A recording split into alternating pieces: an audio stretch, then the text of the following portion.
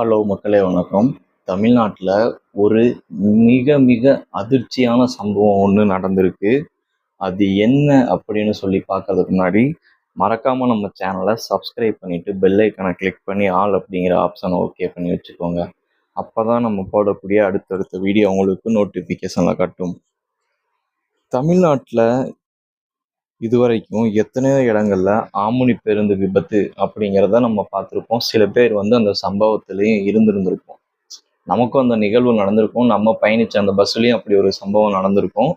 நம்ம வேற பஸ் மாற்றி விட்டுருப்பாங்க. அந்த மாதிரியெல்லாம் நடந்திருக்கும். இது எதனால அப்படின்னு சொல்லி பார்த்தோம் அப்படின்னா, மொதல் விஷயம் ஒன்று டிரைவரோட தூக்கம். 2 ஒன்று அந்த பஸ்ஸில் பிரேக்கோ ஏதோ ஒன்று செயல்பாடு குறைவாக இருக்கும். ஆனால் நம்ம கண்ணுக்கு தெரியாத ஒரு பிரச்சனை இருந்திருக்கு. அது எப்போ வெளிச்சத்துக்கு வந்திருக்கு அப்படின்னு சொல்லி பார்த்தோம் அப்படின்னா, இதுவரைக்கும் இருந்த ஆட்சியில் இந்த உண்மை வெளியில் வந்தது கிடையாது. தமிழக முதல்வராக தளபதி விஜய் அவர்கள் பதவி ஏற்ற நாட்களிலிருந்து ஒவ்வொரு உண்மையாக வெளியில் வந்துக்கிட்டு இருக்கு. அதுதான் உண்மை. ஆம்னி பேருந்துகள்னு சொல்லக்கூடிய ஏசி ஸ்லீப்பர் கோச் நம்ம ஒரு 8 ஹவர் 10 ஹவர் 12 ஹவர் இந்த மாதிரி ஒரு லாங் ட்ராவல் பண்ணுறோம் அப்படின்னா கொஞ்சம் சொகுசாக போகணும் அப்படின்னு சொல்லிட்டு ஏசி பஸ்ஸில் ட்ராவல் பண்ணுவோம். ஸ்லீப்பர் கோச்சில் படுத்துக்கிட்டு தூங்கிக்கிட்டு போகலாம். உடம்பு அலுப்பு தெரியாது, டயர்ட்னஸ் இருக்காது, போய் இறங்குற இடத்துல ஃப்ரெஷ்ஷாக இறங்கலாம், பாடி பெயின் இருக்காது அப்படின்னு சொல்லிட்டு நம்ம அமௌண்ட்டு 1000 2000 5000 சொல்லிட்டு எக்ஸ்பென்சிவாக பே பண்ணி போவோம். ஸோ அந்த ட்ராவல் சேஃப்டியாக இருக்கணும்ல. இப்போ தூத்துக்குடியில் நடந்த ஒரு பரிசோதனையில் டிராஃபிக் போலீஸ் அவங்க ப்ரீத்திங் அனலைசர் வச்சு செக் பண்ணதில் என்ன ஒரு உண்மை தெரிஞ்சிருக்கு அப்படின்னா, கிட்டத்தட்ட அதிகப்படியான பேருந்துகளை இயக்கிற டிரைவர்ஸ் குடிச்சிட்டு வண்டி ஓட்டியிருக்காங்க அப்படிங்கிற தகவல் வெளியில் வந்திருக்கு. நீங்களே அதை பாருங்க.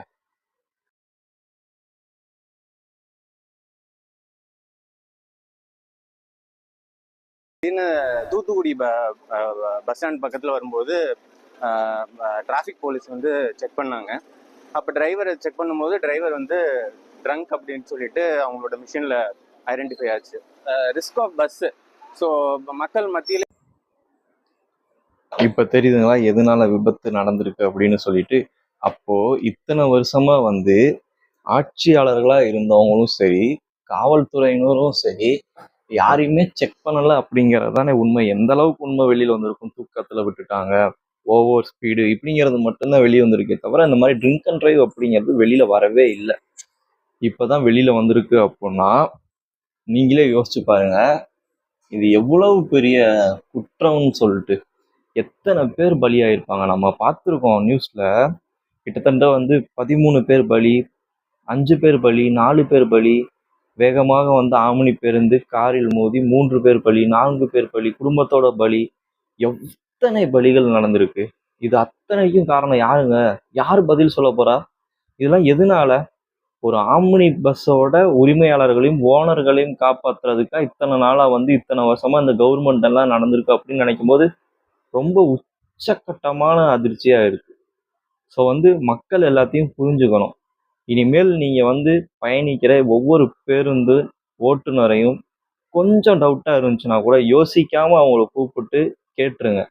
பிடிச்சிருக்கீங்களா அப்படின்னு சொல்லிட்டு கேட்டு, பிடிச்சிருக்காங்க அப்படின்னு சொல்லிட்டு கன்ஃபார்ம் ஆயிடுச்சு அப்படின்னா ஸ்பாட்லேயே அவங்கள வண்டி நிறுத்த சொல்லி அத்தனை பேசஞ்சரும் சேர்ந்து அவங்க பஸ் ஓனரை கான்டாக்ட் பண்ணி ஸ்பாட்லேயே எங்களுக்கு டிரைவரை மாற்றி கொடுங்க அப்படின்னு சொல்லிட்டு கேளுங்க. அப்படி இல்லை அப்படின்னா அமௌண்ட்டை ரீஃபண்ட் பண்ண சொல்லி கேளுங்க. ஏன்னா நம்ம பணம் செலவு பண்ணி நம்ம ட்ராவல் பண்ணுறது நம்மளோட சேஃப்டிக்காக மட்டும்தான், நம்மளோட சொகுசுக்காகவும் நம்மளோட இதுக்காகவும் தான். அப்போ நம்ம உயிரை பணையை வச்சு நம்ம ட்ராவல் பண்ண முடியாதுல்ல. ஸோ சிஎம் விஜய் சாருக்கு மிகப்பெரிய நன்றி. தாவேகா ஆட்சி நல்ல முறையில் நடக்கணும், மக்கள் உறுதுணையாக இருக்கணும். ஒரு 6 மாதம் 7 மாதம் கொஞ்சம் கஷ்டம் இருக்கும் சொன்னதெல்லாம் நிறைவேற்றுறதுக்கு. ஏன்னா நம்ம தமிழ்நாடு எந்த அளவுக்கு கடனில் இருக்குது, 10 லட்சம் கோடி கடனில் இருக்குது அப்படிங்கிறது எல்லாத்துக்கும் தெரியும். ஸோ கொஞ்சம் டைம் மட்டும் கொடுங்க, சொன்னதெல்லாம் செய்வார் கண்டிப்பாக அப்படிங்கிற நம்பிக்கை இருக்கணும், கண்டிப்பாக வேணும். ஏன் அப்படின்னா திமுக அதிமுக அந்த 2 கட்சியோட ஆட்சியும் நம்ம இருந்துட்டோம், எல்லாத்தையும் பார்த்துட்டோம். எதுவுமே நடக்கலை, எதுவுமே மாறலை. இப்போ கொஞ்சம் கொஞ்சமாக மாற்றம் தொடங்கிருச்சு, செயல்பட ஆரம்பிச்சுட்டாங்க கவர்மெண்ட்டு. ஓரளவுக்கு எல்லாத்தையும் நல்லபடியாக பண்ணிட்டு இருக்காங்க. டாஸ்மாக் எல்லாம் வந்து 700 கணக்கு டாஸ்மாக் எல்லாம் க்ளோஸ் பண்ணியிருக்காங்க. இப்போ இதுலேயும் வந்து அதிரடியாக பண்ணிட்டு இருக்காங்க. என்ன அப்படின்னு சொல்லி பார்த்தோம்னா, இது வரைக்கும் பிரீத்திங் அனலைசர் வச்சு யாரெல்லாம் செக் பண்ணியிருப்பாங்க? ஒரு டூ வீலரில் ஓட்டிட்டு போகிறவங்க, ஒரு ஃபோர் வீலர் ஓட்டிட்டு போகிறவங்க, இவங்கள தான் செக் பண்ணியிருப்பாங்க. ஆனால் வந்து பஸ் ஓட்டுற டிரைவரை வந்து யாருமே செக் பண்ணியிருக்க மாட்டாங்க. இப்போ தானே நமக்கு அதிர்ச்சியான தகவல் கிடைச்சிருக்கு. இனி மேலும் மேலும் மேலும் அதிரடியாக தான் இருக்கும். நீங்கள் நம்ம சேனலை சப்ஸ்கிரைப் பண்ணிவிட்டு பெல்லைக்கானை கிளிக் பண்ணி ஆல் அப்படிங்கிற ஆப்ஷனை போட்டு வச்சுக்கோங்க.